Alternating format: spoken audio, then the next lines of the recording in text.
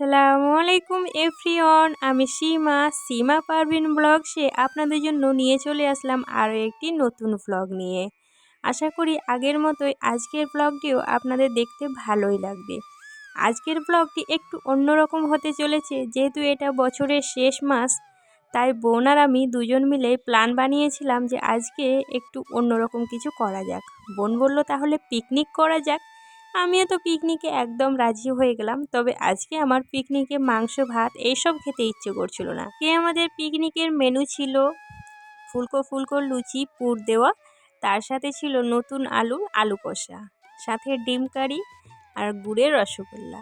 এই দিয়ে আজকে আমাদের পিকনিকের খাওয়া দাওয়া হবে। তো সেই মতো প্রিপারেশন নিচ্ছিলাম। প্রথমে আলুগুলোকে কেটে নেওয়া হচ্ছিল, তার সাথে টমেটোটাকেও পেস্ট করার জন্য কেটে নেওয়া হচ্ছিল, এদিকে ময়দাটাও মাখিয়ে নিচ্ছিলাম। আর আমার সোনা পাপাটা বসে বসে তো দেখছিল যে আমরা কি এইসব করছি, আমার মাম্মাম কি বানাচ্ছে এগুলো। ও বসে বসে দেখছে, তার সাথে একটা আপেল খাচ্ছিল। ডিমটা তো সেদ্ধ হতে বসিয়ে দিয়েছি, আর এদিকে আমি ময়দাটাও মেখে নিচ্ছি। আর আজকে কিন্তু প্রত্যেকের জন্য দুটো করে ডিম দেওয়া হয়েছিল। পিকনিক বলে কথা, অল্প করে খেলে হবে, তাই প্রত্যেকের জন্য দুটো করে ডিম। বাড়িতে দুপুরবেলায় যেহেতু চিকেন বানানো হয়েছিল, সেই চিকেনটাই রয়েছে, আর বাড়ির সবাই চিকেন তার সাথে ভাত খাবে। আমি, বোন এবং আমার দুই ছেলে চারজন মিলে এই পিকনিকটা করছি, তাই আমরাই জাস্ট এই খাবারগুলো খাবো। আমি আর বোন রান্নাঘরে রান্নার কাজে লেগে পড়েছি।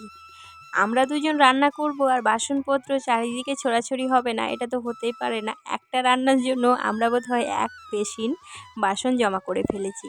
এখানে পেঁয়াজগুলোকে কাটা কমপ্লিট, এগুলো বেটে নেওয়ার জন্য কেটেছিলাম। তার সাথে কড়াইয়ে দিয়ে দিচ্ছি তেল, আর এই আলুগুলোকে সুন্দরভাবে একটু লবণ আর হলুদ দিয়ে ভেজে নিতে হবে, যতক্ষণ না এর কাঁচা গন্ধটা চলে যাচ্ছে। সত্যি বলছি, এই নতুন আলু কষা খেতে আমার তো খুবই ভালো লাগে।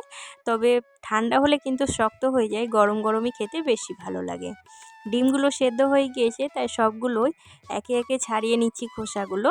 আর আমার এই ডিমের খোসা ছাড়াতে খুবই ভালো লাগে। ছোটোবেলায় আম্মা যখন রান্না করতো, তখন বলতাম যখন ডিমটা সেদ্ধ হবে আমাকে ডাকবেন, আমি কিন্তু খোসাটা ছাড়াবই। মানে বাচ্চাদের পাগলামি বুঝতে পারছেন। তো আম্মা প্রত্যেকবারই ডিম সেদ্ধ হলে আমাকে ডাকতো খোসা ছাড়ানোর জন্য। এদিকে পেঁয়াজ আর রসুনটা মিক্সিতে পেস্ট করে নিচ্ছি, তার সাথে আমার আলুটা ভাজা অলমোস্ট কমপ্লিট।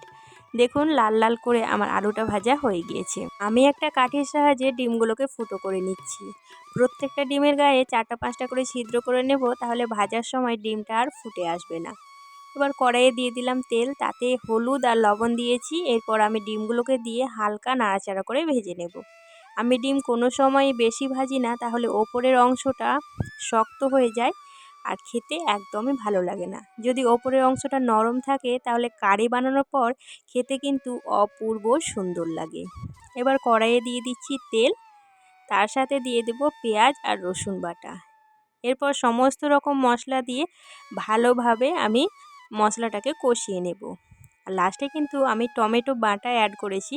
টমেটো বাটা দিলে আলু কষার যে কি অপূর্ব স্বাদ আসে, আপনারা যদি টমেটো বাটা না দেন তাহলে বুঝতেই পারবেন না। যদি না খেয়েছেন কেউ এইভাবে, তাহলে অবশ্যই একবার বানিয়ে খাবেন, আর আমাকে একটা কমেন্টের মাধ্যমে জানাবেন যে আপনাদের খেতে কেমন লেগেছিল এই আলু কষাটা। এরপর ভালোভাবে কষিয়ে নিয়ে কিন্তু আলুগুলোকে দিয়ে দিতে হবে। চলুন আর একটা কড়াইয়ে আমি দিয়ে দিয়েছি তেল, এদিকে বানাবো ডিম কারিটা। এখানে দুটো আমি ছোট ছোট করে পেঁয়াজকে টুকরো করে কেটে নিয়েছিলাম, তার সাথে আমি একটু পেঁয়াজ বাটাও দিচ্ছি। এদিকে আমার মশলাটা কষিয়ে চলে এসছে, তাই আমি আলুটাকে দিয়ে দিলাম। এবার ভালোভাবে নাড়াচাড়া করে মশলার সঙ্গে আলুগুলোকে কষিয়ে নিতে হবে। এদিকে পরিমাণ মতো জল দিয়ে আমি আলু কষাটাকে নাড়াচাড়া করে ঢেকে দেব সেদ্ধ হওয়ার জন্য। আর আমার ডিম কারিটাও রেডি হয়ে যাচ্ছে মশলাটা। এদিকে ডিম কারির মশলাতেও আমি সমস্ত রকম গুঁড়ো মশলা দিয়েছি, তার সাথে একটু দিয়েছিলাম টমেটো বাটা। ব্যাস, এবার নাড়াচাড়া করে আমি একটু জল দিয়ে দিয়েছি। এবার মশলাটা আমার ভালোভাবে ফুটে এসছে। মশলাটা যখন গ্রেভি মতো হয়ে আসবে, সেই পর্যায়ে দিয়ে দেব ডিমগুলো। এবার ডিমগুলোকেও দিয়ে কিছুক্ষণ নাড়াচাড়া করব, যতক্ষণ না মশলাগুলো ডিমের ভিতরে ভালোভাবে মিশে যাচ্ছে। এরপর পরিমাণ মতো আমি ফুটন্ত গরম পানি দেব।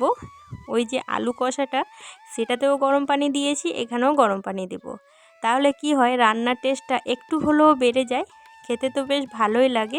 এবার মশলার সঙ্গে ভালোভাবে জলটাকে মিশিয়ে নেব, তারপর ঢাকা চাপা দিয়েই কিন্তু আমার ডিম কারিটা একদম রেডি হয়ে যাবে।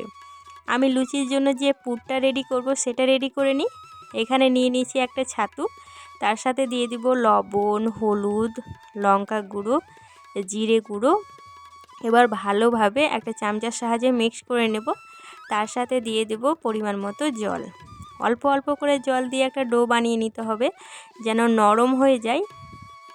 ওই লুচির ভিতরে ঢুকাতে যেন খুবই সুবিধা হয়। দেখেই বুঝতে পারছেন কতটা নরম হয়েছে। এবার আমি গোল গোল করে নিচ্ছি, যেন প্রত্যেকটা লুচির ভিতরে ঢুকাতে আমার সুবিধা হয়। আগে থেকে আমি এইভাবে করে রেখে দিচ্ছি। আটাটা যেহেতু অনেকক্ষণ আগে মেখে রাখা ছিল, তাই একদম নরম হয়ে এসছে। এবার আমি লেচি কেটে নেব। লেচি কেটে গোল করে ভিতরে জায়গাটা ফাঁকা করে নেব। তার ভিতরে আমি এই পুরটাকে দিয়ে ভালোভাবে মুড়ে নেব। যদি কেউ বুঝতে না পারেন তাহলে আমার হাতের দিকে একটু খেয়াল করবেন। আমি এইভাবে ভরলে যখন বেলবো সেই সময় কিন্তু একদমই পুরটা বাইরে বেরিয়ে আসবে না। আর পুর যদি বাইরে বেরিয়ে চলে আসে তাহলে তেলে ভাজার সময় সমস্ত পুর বাইরে বেরিয়ে চলে আসবে, খেতেও ভালো লাগবে না আর তেলটাও নষ্ট হয়ে যাবে। তাই ভরার সময় অবশ্যই খেয়াল রাখবেন যে কি করে আমি ভরছি। রান্নাবান্না করার পরে অনেক বাসনপত্র বেরিয়েছিল, তাই অল্প অল্প করে আমি মেজে নিচ্ছি। বোন ওইদিকে লুচিটা করে নিচ্ছে। এখানে আমি লুচিটাকে হালকা হাতে বেলবো। পুর ভরা লুচি সবসময় একটু হালকা হাতে বেলতে হয়, যেন পুরটা বাইরে থেকে বেরিয়ে না চলে আসে। কড়াইয়ে দিয়ে দিলাম পরিমাণ মতো তেল। তেলটা যখন ভালোভাবে গরম হয়ে আসবে সেই পর্যায়ে লুচিগুলো দিয়ে দেব, তাহলে লুচিগুলো একদম ফুলকো ফুলকো হয়ে উঠবে। এদিকে দেখুন লুচিটা আমার কিন্তু ফুলকো ফুলকো হয়ে ভাজা হয়ে যাচ্ছে। এই লুচিটা খেতেও দারুণ লাগবে, তার সাথে পেটেরও খুব একটা ক্ষতি করবে না। সবসময় তো আমরা ময়দার লুচি খেয়ে থাকি, তবে আটার লুচিও কিন্তু গরম গরম খেতে দারুণ টেস্টি হয়। লুচিটা দেখেই বুঝতে পারছেন কতটা সুন্দর আর ক্রিস্পি হয়েছে। আমার তো দারুণ লাগছিল খেতে। দেখতেই অতটা লোভনীয় লাগছে, খেতে কেমন হবে সেটা তো আপনারা বুঝতেই পারছেন। আপনাদেরকে ছোট্ট একটি কথা মনে করিয়ে দিই, এখনও যারা আমার ভিডিওতে লাইক করেনি তারা অবশ্যই একটা লাইক করবেন। আর প্লিজ আমার চ্যানেলটিকে সাবস্ক্রাইব করে আমার এই ছোট্ট চ্যানেলটার পাশে থাকবেন। আপনাদের সাপোর্ট ছাড়া আমার এই ছোট্ট চ্যানেলটা একদমই এগিয়ে যেতে পারবে না।